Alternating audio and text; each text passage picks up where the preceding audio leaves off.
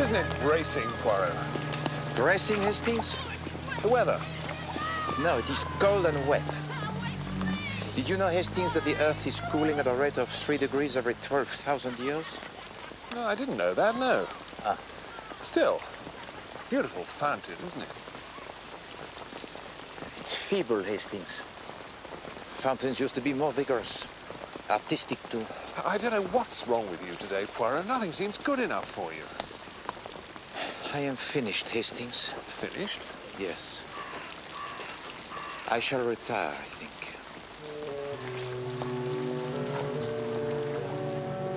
But you're at the height of your powers, Poirot. You are being kind, Hastings. No, I'm not. And you've got a nice home, devoted friends, a brilliant career. No, mon ami. I am nothing. I have nothing. Poirot is finished.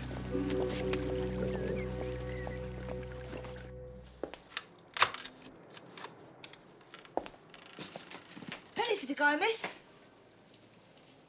It's only the beginning of October. You want to avoid the seasonal rush, don't you? Where's the guy, anyway? Out the front. Come and have a look if you don't believe us. The old basket downstairs won't let us in with the guy. No! Stop, ready? You clear off if I catch you in there again. Soon as your back's turned. You did them out of a penny. Oh, a good thing, too. You don't want to go wasting your money encouraging them. I shan't, Mr. Dicker. Well, I've got a lot of work to do. You know, I don't know what their parents can be thinking about. Oh, indeed. Well, duty calls, Mr. Dicker. Yes. Well, if you have any trouble, you just come to me.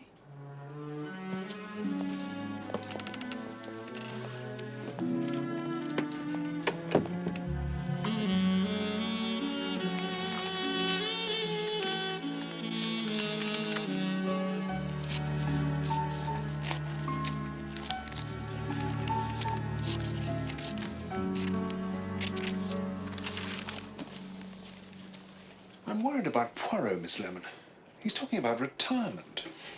That's because he hasn't had an interesting case for 5 minutes. I must have had my keys to let myself in. Is that all it is? That and the fact someone said he was middle-aged. Trouble is, Mr. Dicker kept talking. Well, he's always been middle-aged. Have you seen that photograph of him at his christening? I know. He looks as though he's about to address a board meeting. Who looks as if he is about to address a board meeting? Oh, this fellow I know. Funny chap. Well, not funny, quite serious, really. Company director. Hastings? As a matter of fact... Hastings. Right. I'm going to take you to the seaside, Hastings. Your little grey cells are exhausted. You are in need of the complete overhaul. Miss Lemon, my tisane, if you please.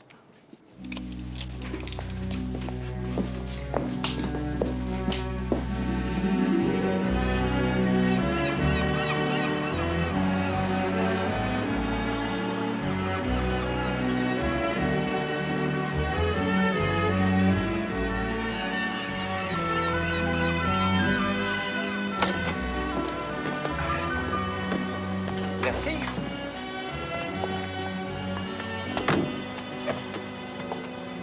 Well, this is very nice, Poirot. I wonder where the links are. No. Hastings, you are not yet well enough for games. I shall tell you when you are. Strange that it's called the Midland Hotel. That's in the north, Poirot.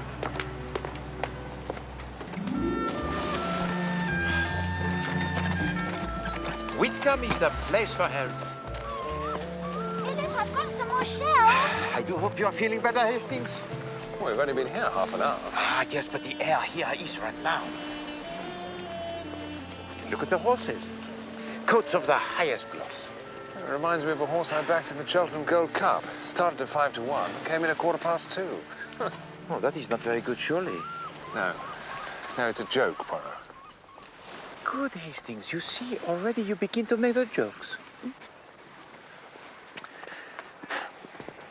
Sometime, you must explain to me this joke. Yes. I say, look at that. My greatest cases. A lecture by the renowned Chief Inspector James Japp of Scotland Yard. But we are not interested, Hastings. We have other fowl to fry, huh? No, I'd like to hear that. Admission 1 shilling. Oh, mon Dieu, that is a lot of money to hear the Chief Inspector Japp. Women's Institute, Sandringham Street, Thursday, 8:30. Fancy old Japp being up here.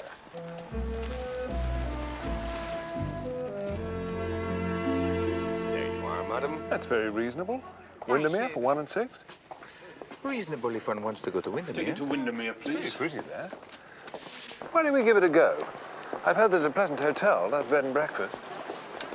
At what time does the train leave? Well, I don't think it's a train. A bus, Hastings? No. Poirot does not travel on buses. Oh, come on, Poirot, it'll be fun.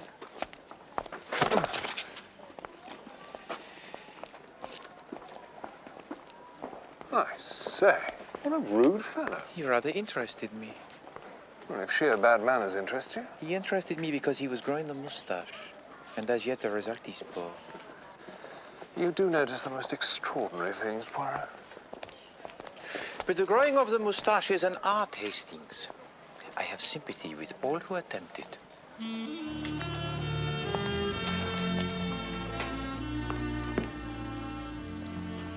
We were very lucky to get these, you know. There. 12 miniatures of Napoleon's marshals by Jean-Baptiste Jacques Augustin. They're beautiful. Each one has a lock of the subject's hair in the back and his name written on the ivory. Isn't that strange? Now, you're certain you know what to do? Of course I am. You're all right. The box will be locked in my suitcase all the way. Nobody will even see it. Till the appropriate time, of course. Of course.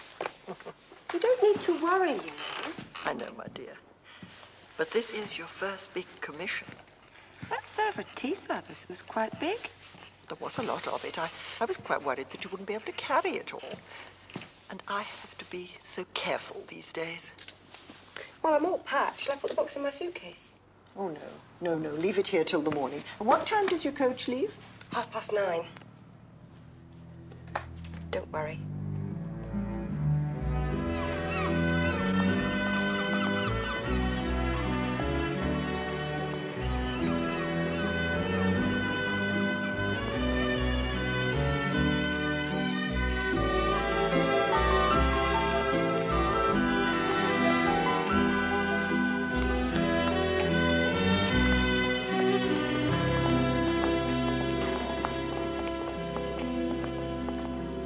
Thank you very much.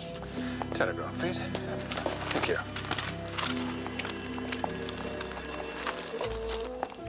Reception. Japp! Oh, hello, Captain Hastings. This is a pleasant surprise. I see you're giving a lecture here tomorrow. Tonight, too, in Fleetwood. Friday, Barrow in Furness. For the Benevolent Fund, you know? Good morning, Hastings. Well. Prepared for the northern climate, eh, Poirot? Good morning, Chief Inspector. Hastings, the coach leaves in 5 minutes. What's got into it?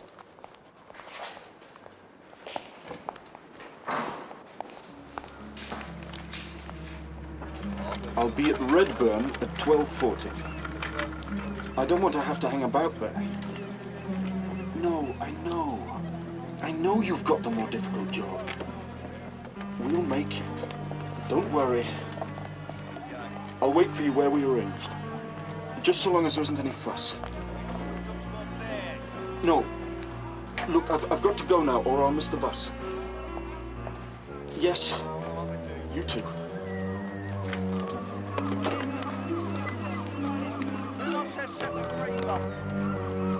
Anything else, man?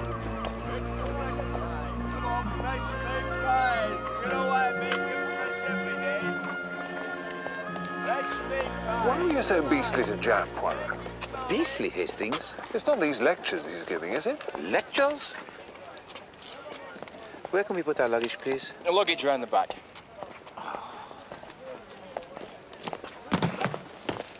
Oh, sorry again. You blind or something? What a rude man. Bonjour, mademoiselle. Oh, bonjour. Morning. May I? Thank you. That's all right. It wasn't heavy. All aboard now, all aboard.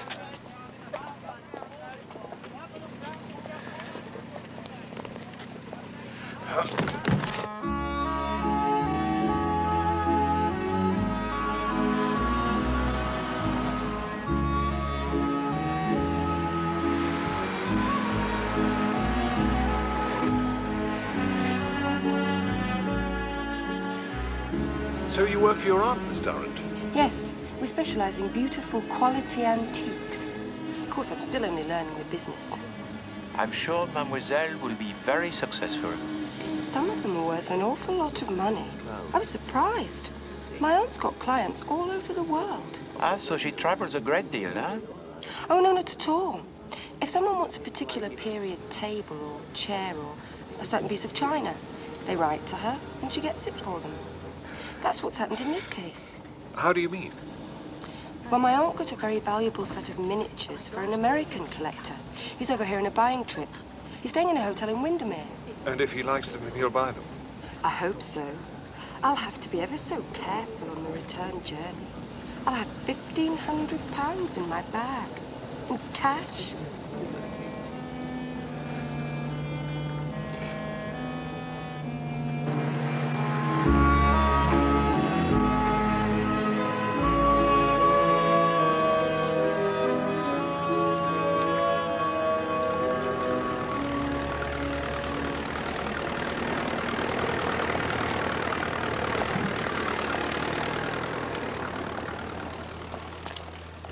Excuse me.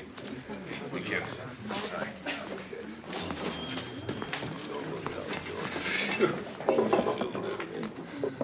They have no tisane, Hastings? No. No. They usually do, but... You did not ask, Hastings, did you? I couldn't, Poirot. Never will he ask for the tisane for me. I don't know what a tisane is. It's a sort of horrible herb tea. There's such a scrum out there. They've only got one chap serving. Excuse me? Where has she hurried off to, the little one? Oh, some women's thing, I expect. Grand girl, isn't she? Yes, she is very nice, Hastings. You noticed her eyes? Very unusual colour. Oh, most unusual, Hastings. It is called blue, I think.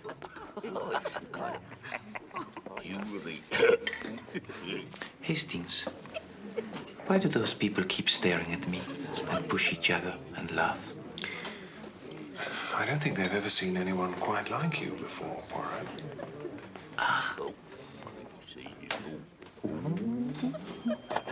Where's Miss Durrant? Hope she doesn't miss the coach. Why, she is silly, but perhaps not that silly. Silly? But to tell two perfect strangers that she will shortly be carrying £1,500 in her bag is not the height of sagacity, mon ami. I'm so sorry, rushing off like that. I was worried about the miniatures. I thought I saw a man taking my suitcase out of the coach. I went flying after him, and it turned out to be his own. I felt such a fool. So your case is all right? Oh, yes, it's still in the boot. His was exactly like mine, though. What man was it, mademoiselle? It was that man who was so rude. You know, the one with the sort of moustache. That is quite curious. Why did he want his suitcase? He's staying here in Redburn. More curious and more curious. He was happy to pay the full fare to Windermere. I happened to see his ticket when he presented it. Poirot loves a mystery, even when there isn't one. It used to be my profession, Hastings. You have heard of me, perhaps, mademoiselle? You're not that conjurer, are you? Perhaps I am. Perhaps I am.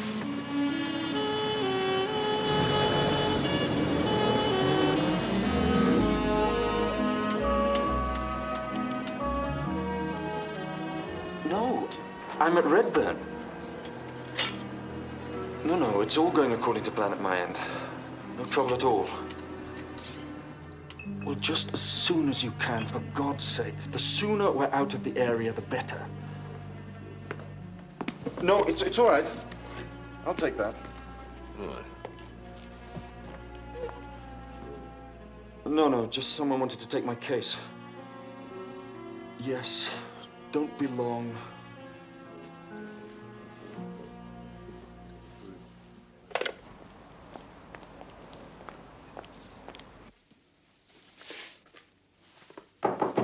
Captain Hastings? Captain Hastings! Oh, I'm sorry. The most awful thing's happened. What? They've gone. The miniatures? Come and look. I opened my suitcase. The miniatures are in this dispatch case inside. Look. The lock's just smashed. Was it like this when you opened it? Yes. I don't know what to do. Poirot, don't worry, Miss Durrant. You stay here. We'll sort things out. What are we going to do? Mon ami, I am Hercule Poirot, detective retired. I cannot help you, I'm afraid.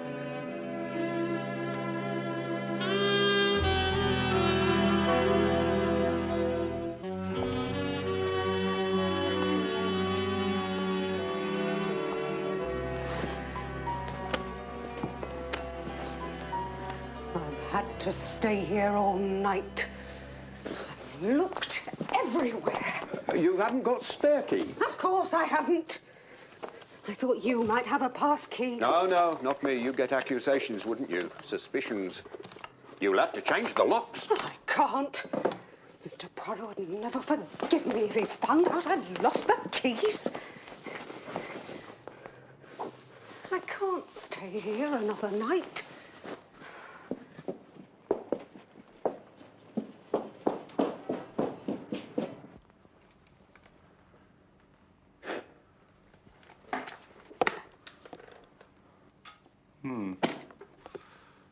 And these miniature pictures are worth like £1,500, you say?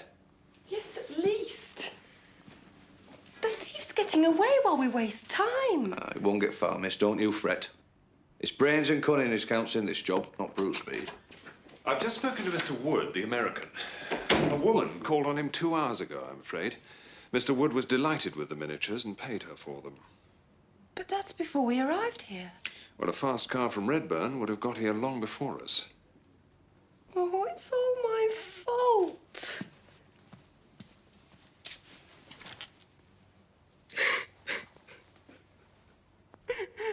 Look, Miss Durrant, you can leave this with me. You get on back to Whitcomb and explain things to your aunt. Right. And PC Flagg and I will go and interview Mr. J. Baker Wood. I'll have to talk to my sergeant first, sir.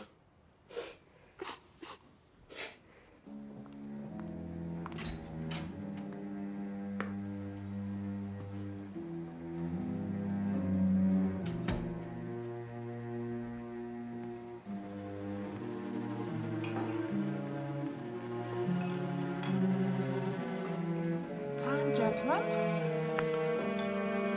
Come on.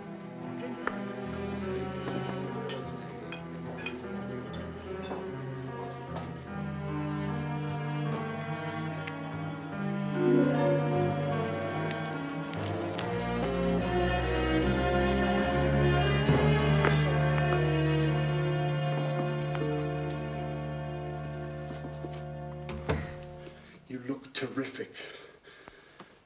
I scarcely recognized you in that get-up. That's the idea, just in case they've got wind of us. It's wonderful to see you.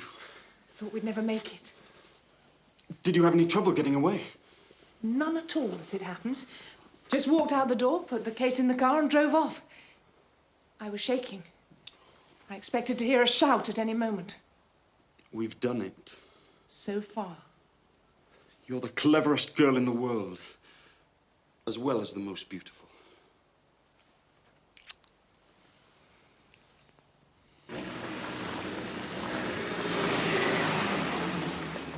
She's gonna cop it from her auntie, that girl. Sounds a bright one, she does. Leaving all that stuff on the bus while she goes off and has a dinner. It was in the boot of the coach, actually.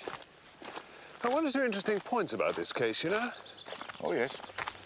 Well, Why was the dispatch case forced open, for instance? Well, to get these here little pictures out. But why? Surely it would have been simpler to open Miss Durrant's suitcase, transfer the dispatch case unopened to his own suitcase and get away, rather than waste time forcing the lock. Well, she'd have noticed the difference in weight as soon as she took the suitcase out the boot, wouldn't she? You'd had less time to make his escape. Oh. Well, yes. There is that.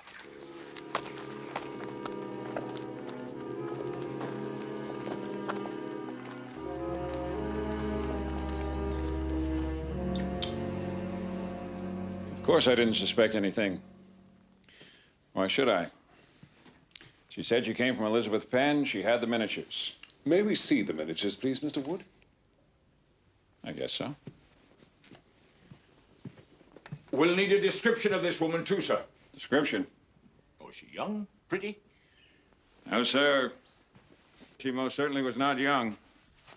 Or pretty. She was tall and elderly. Gray hair. She had a blotchy complexion and a budding mustache. Siren, not in your life. How did she arrive at the hotel, Mr. Wood? On a hotel ferry. There. Yes. I see. Very nice. Now, it's $7,000 for 12 of those beauties. I'll tell you, that's some bargain. I'll be taking that, sir. What do you mean? Evidence of a crime, sir. Oh, hey, you gotta be kidding. You'll get a receipt. Denzel, we have to assure ourselves who the rightful owner is. What do you mean, rightful owner? I'm the rightful owner. I'm $7,000 worth the rightful owner. That's not for me to see, sir. Then don't say it. I'll say it for you. Those are my goddamn miniatures. That's for the court to decide, sir.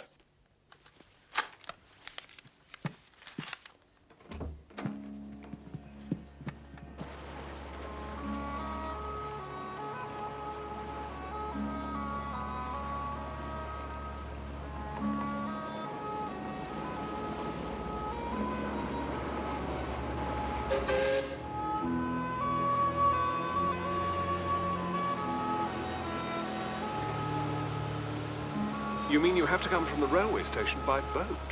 The station's on the other side of the lake. There. Oh, I see. Now, Wednesday.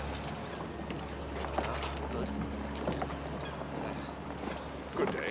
Morning. Mr. Arkwright, Hi, sir. did you bring an elderly lady to the Lake Hotel today? I bring lots of old ladies, sir. Tall, grey-haired, bit of a moustache? Oh, I picked her up at station at 12 minutes past 1. How are you so sure of the time? Because the Lancaster train gets in at 1 o'clock and it arrived at 10 past. Does that train stop at Redburn? Redburn? No, that's on Multbrook line. Stop at Redburn.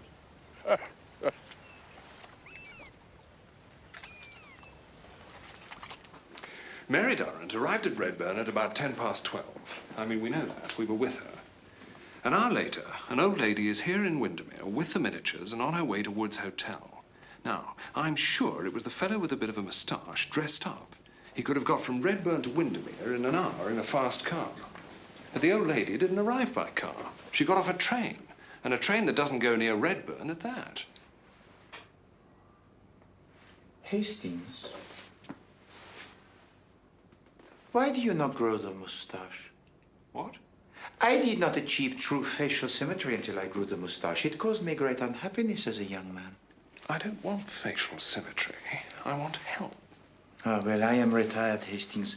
Such puzzles no longer interest me. Oh, I think I will go back to Whitcomb in the morning. Oh, all right. Hastings, the fact that the ferryman picked her up at the station does not necessarily mean that she got off a train.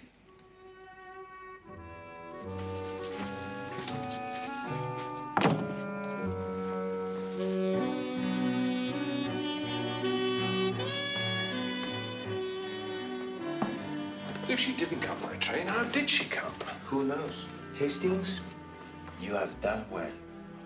But you will be on this case a long time, I think. Don't I know it? Right. I'm going back to Redburn in the morning. Reconstruct the crime, that's the thing. Start from the beginning.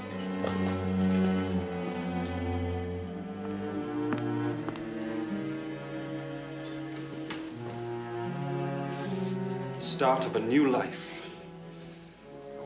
I don't think much can go wrong now. I'll wait for you in the car.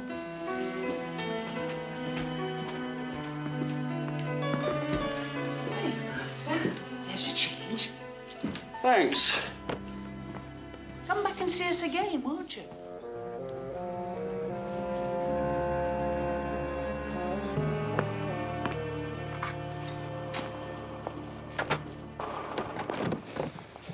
So, as I see it, it started here. This fellow with a bit of a moustache had an accomplice with a fast car who drove him to Windermere while he got dressed up as a woman in the back seat. Need to be a pretty sporty car to do that journey in the time. What? Something like that, you mean? It's him! Stop! Don't stop! Here, that's not meant for chasing. Get in! This is a patrol car, not a chase car. Get in!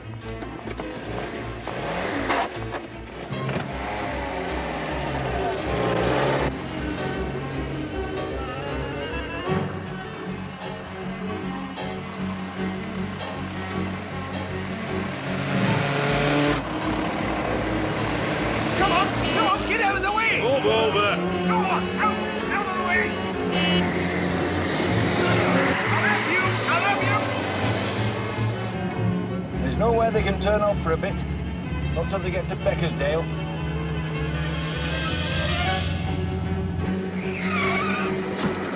They have turned. Well, I'm blessed. Won't get them very far. It's a dead end, that is. Only goes to Hastings, doesn't it?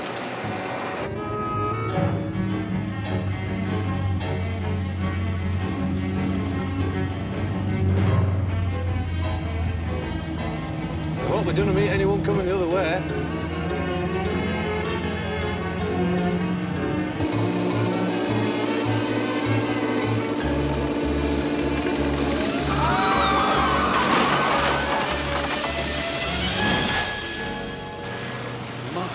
God! Come on, Sergeant. Right. Come on, lad. Come along, madam. Out you come. Go on. Why can't you leave me alone? Don't you know what it's like to love a man? Well, no, not exactly. Go on, then. Sergeant? Come along. No trouble. Oh, it's you again, is it? I might have known. Come on, officer.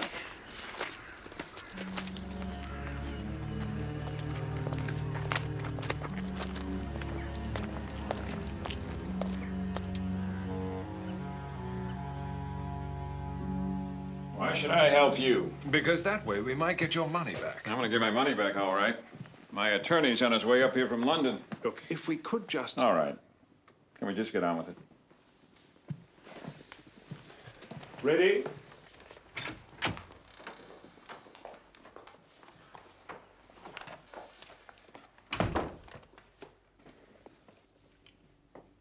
Well? No. Right. Ready? Take your hat off.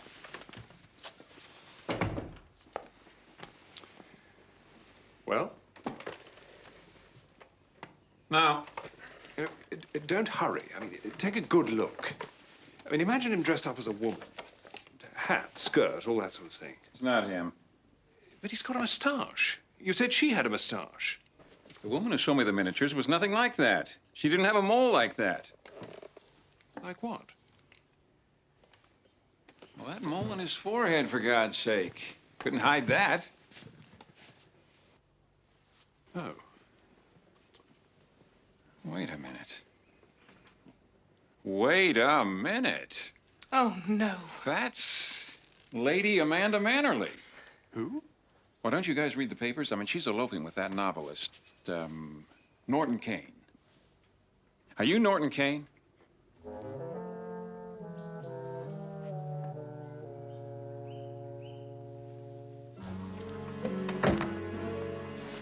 so good of you to come with me, Mr. Poirot. No, not at all, my dear. How could I possibly leave such a charming young lady in so great distress? But perhaps now that I am here, I can help you to explain this delicate matter to your aunt. Oh, thank you so much. Mary, is that you? How did it go? I've got Mr. Poirot with me, Aunt Elizabeth. We came back to Whitcomb on the bus together. Mr. Poirot's a famous detective. Do you think I don't know that? Oh, you are too kind. But something terrible's happened, Aunt Elizabeth. I don't really know how to tell you. I regret to inform you that your miniatures, they have been stolen. Stolen? But how could they be stolen? Where were they stolen from?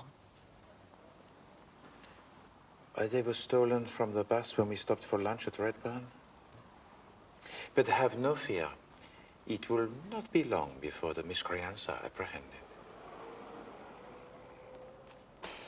Don't give us away to my father, will you? Oh, no, of course not. Whereabouts are you headed? Can't tell you. Cheer up, Captain Hastings. Oh, yes. I'm sure you'll catch your robber.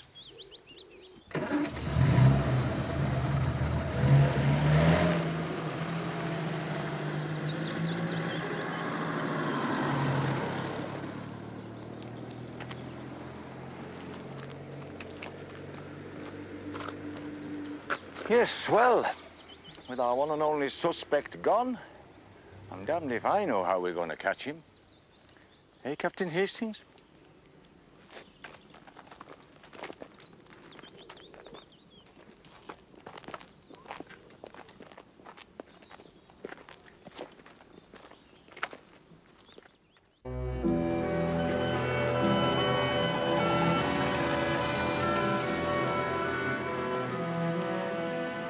I'll start with the fish soup, followed by the haddock. Try and shake up the old grey cells a bit. You see, what I can't understand is, if Norton Kane wasn't the woman with the moustache, who was? You have done your best, Hastings. The renowned Chief Inspector Japp would have given up long ago. Thank you. You're not jealous, Poirot, are you? Japp being asked to give these lectures? Jealous? Nom de Dieu. Of what interest is it to Poirot, the Whitcomb Institution for Women, huh? If it was a Royal Society now. But then I hardly think the Chief Inspector Japp would be invited by the Royal Society. No. It is only the Institution for Women at Whitcomb and such places that they will listen to the Chief Inspector Japp claiming the cases of Hercule Poirot for his own. Oh, I'm sure Japp wouldn't do that. Hastings, can we please talk of something else? The renowned Chief Inspector Japp is of no interest. No, thank you. I've got to see Mary Durrant tomorrow. Here we are. Perhaps you should bring Mademoiselle Durand and her aunt and Monsieur J. Bakerwood face en face, huh? And discuss this thing. Oh, I don't see what good that'll do. I don't know what I'm going to say to her and her aunt anyway. Sleep is the thing, Hastings. For myself, I fully intend to get to bed immediately after dinner. And I strongly advise you to do the same. Ready to order, sir?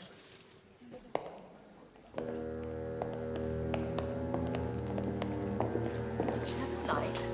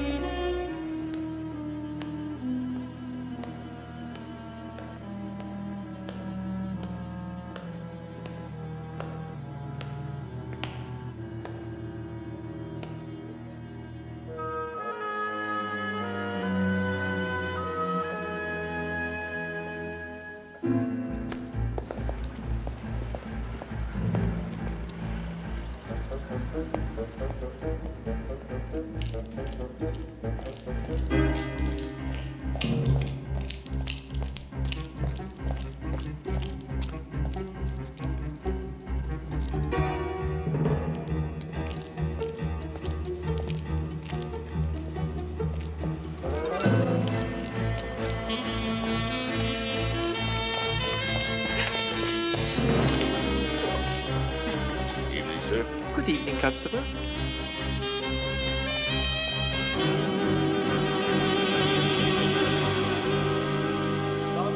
Your daughter on the stage, Mrs. Worthington. A fine song by Mr. Noel Coward. And the same holds true for the police force. Don't put your son into the detection business. Because detection is a darned lonely business, and detectives are perhaps inclined to be lone wolves, if you'll pardon the expression. And at the conclusion of a case, there are always other parties, not of the police force, who will claim to have solved it. I refer, of course, to that bane of the policeman's life, the amateur sleuth, or worse still, the professional private detective. The professional private detective, ladies and gentlemen, is not the glamorous figure of fiction. He is a man who, failing in more worthy walks of life, and being of meddlesome and trouble-making disposition, finally comes to rest in a dingy office over the chip shop, where he plies for hire in the sordid world of petty crime and divorce. Except, I have to say, for one. I have been fortunate in my career in that many, indeed perhaps most, of my cases have been shared with that most extraordinary of private detectives, and, if I may borrow a word from his own native tongue, that doyen of the Belgian police force, Monsieur Hercule Poirot. I think I may say, without fear of contradiction, that Hercule Poirot has one of the most original minds of the 20th century.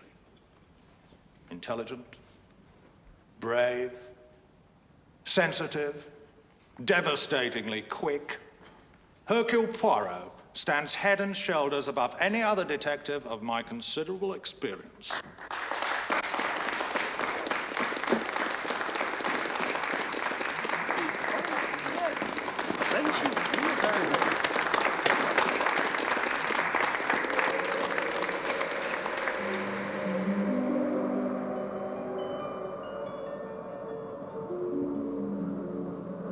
I say, Miss Lemon, I'm fearfully worried about the keys. Order and method, Miss Lemon. Order and method. The Lagonda's got a hole in it, Miss Lemon. The fill is on fire and the keys are bent. Sans tonnerre, deux garçons sur le feu de joie. The little grey cells, Miss Lemon, reconstruct the scene of the crime, mon ami.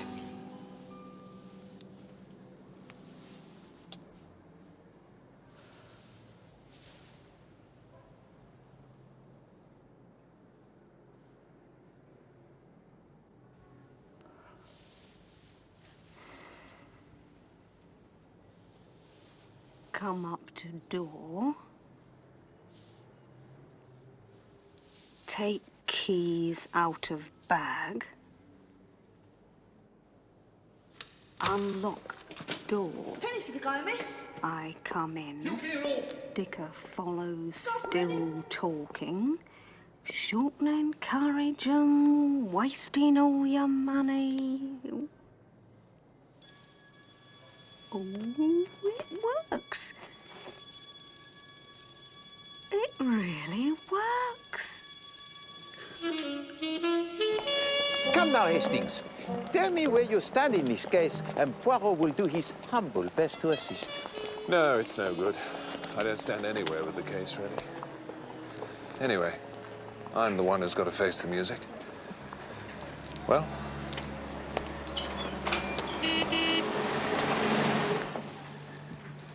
Captain Hastings. Hello, Miss Tarrant. Have you got some news?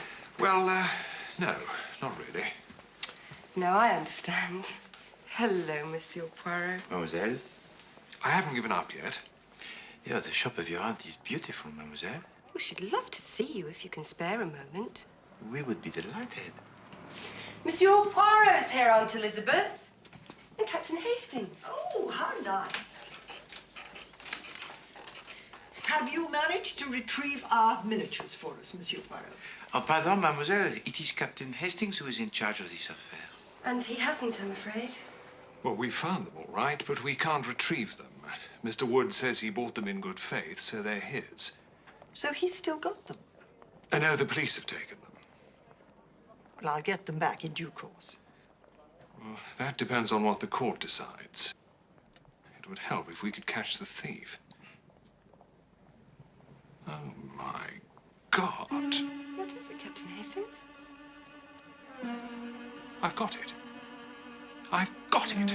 I've got it. Miss Penn, I can get your miniatures back. You may be able to help, too.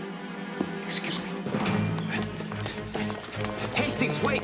Come on, Poirot. What on earth are you playing at, Hastings? I've got it, Poirot. What? What have you got? The answer to this case. It must have been the haddock. I feel wonderful. Hastings! I'll see you in the hotel later.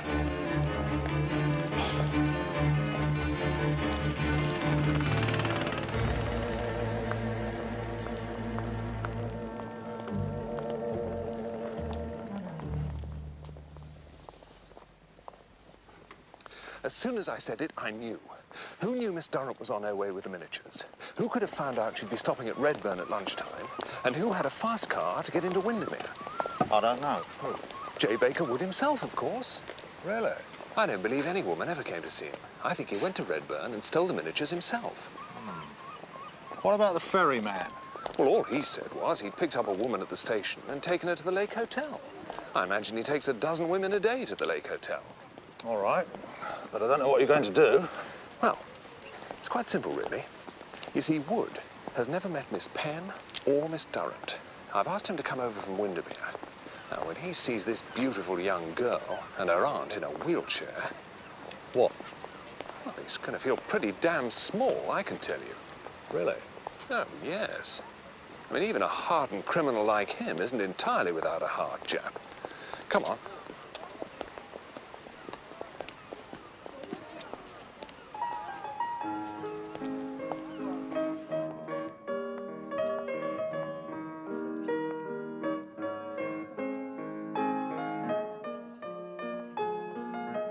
To follow me. There's a table for two over by the window. Oh, lovely. Thank you. I hope they're not going to be late. The timing's absolutely crucial. Since I am not going to be told what is going on in this case of yours, Hastings, I can make no intelligent contribution to any discussion of it. But it was your idea. You didn't want anything to do with it. It was my idea also to bring together these three people. Monsieur Wood, Mademoiselle Durand, and Mademoiselle Penn. I don't remember that. Now.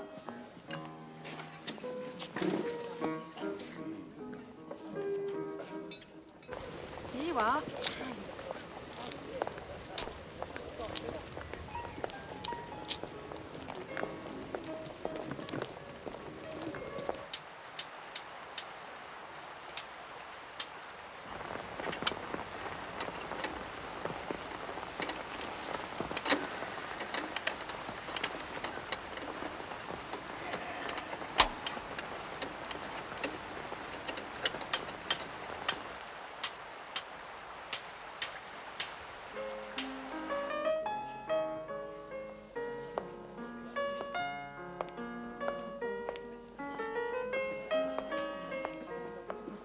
We could have another plate of them sandwiches.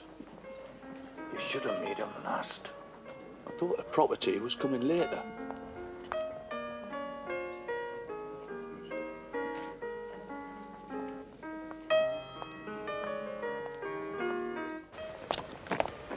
Ready?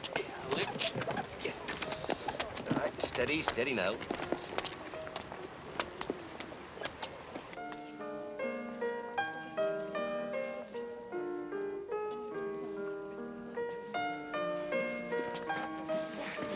Here we go, Sarge. Well, they've arrived. The old one in the wheelchair, like you said. I should be sitting there. It's not going to be seen here. I can't see nothing. How good of you to come, Miss May. Do sit down, Miss Durrant. What a handsome room. This is Chief Inspector Japp of Scotland Yard. How exciting. How do you do? Why don't you sit next to Monsieur Poirot, Miss Penn? Mademoiselle?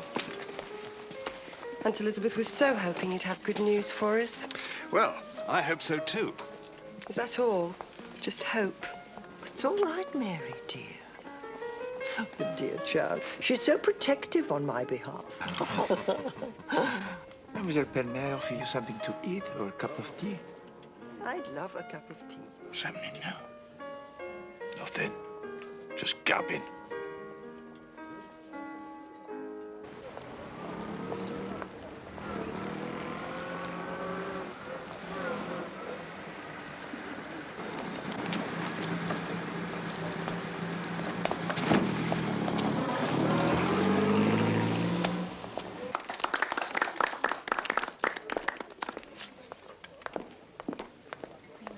One learns patience sitting in a wheelchair, Monsieur Poirot. I am sure that is true, mademoiselle.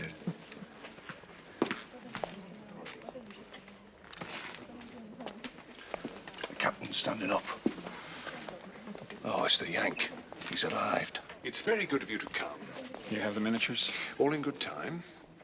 You said I'd get them back. It is the guest of Captain Hastings. I've driven all this way in a wild goose chase. I can assure you, if you'll just bear with me. I thought this hotel was going to spoil the coastline, but at certain times, seen through the mist or at sunset, it really looks... Mademoiselle Penn, the mist is beginning to clear, I think. I don't think you've met Miss Durrant. How do you do? I feel unwell, Mary. And Miss Penn. Look, this is all very nice, but I didn't... No, I've never met Mr. Wood. We've only... Mr. Wood? Come along, Mary. My aunt isn't feeling well. Hold on. Mademoiselle Penn, how did you know it was Monsieur Wood, Mademoiselle Penn? Nobody has mentioned his name. Well, I didn't. I just... You could not possibly have known him. Not unless it was you who took the £1,500 from him for the miniatures. Why, was her? Made up to look like a frump. But it was her. Made up to make everybody else think that it was a man dressed as a woman. N'est-ce pas, Mademoiselle Penn?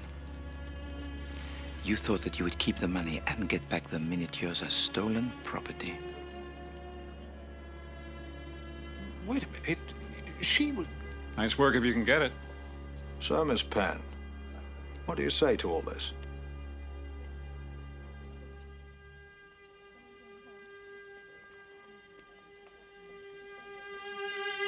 She's offside. Stop her! All right, that's you.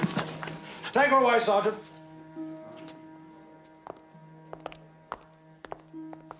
And now, Mademoiselle,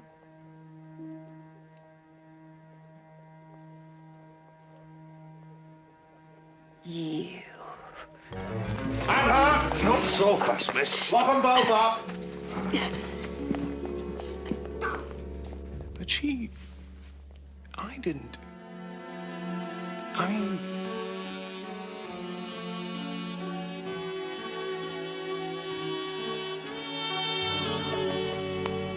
Hastings couldn't see it at first. He was trying to work out how the miniatures got from Redburn to Windermere. Quite. Exactly. Then he realised they'd never even been in Redburn. Masterly Hastings, you diagnosed the true nature of the crime. Oh, Unfortunate, of course, that you set a trap for quite a wrong culprit. Excuse me. Merci. Excuse me, sir. You forgot your receipt. Ah, merci beaucoup. I hope you enjoyed your stay. Yes, indeed. Gentlemen. Allow me, Poirot. There's something about you here, Jap. Chief Inspector Jap to speak in North Country lecture tour. You knew. That's why you dragged me all the way up here. No. It was the other side I was interested in. I did not know that... Learn to speak French like a Frenchman? In Belgium, Hastings, it is considered quite bad form to read another person's newspaper cuttings. Thank you.